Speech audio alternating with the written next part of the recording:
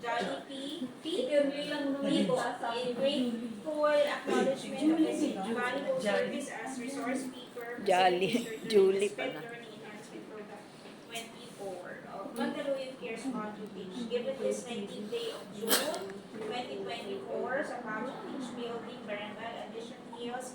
Sign po namin ni Teacher Ange, head po namin. Ako po sa SPED Department, si Teacher Kat at si Teacher Colette. Sir, Kuya, maraming salamat. So, marami din kaming natutunan po sa inyo.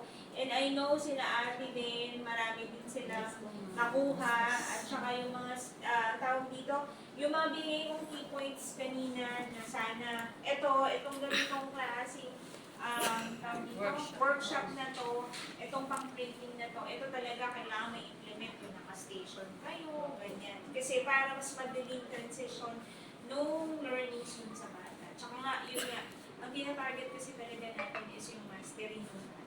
Tapos, pag naano na yun, so another skill ulit ang bibigay natin. So, maraming salamat po sa pakikinig din. Alam ko simula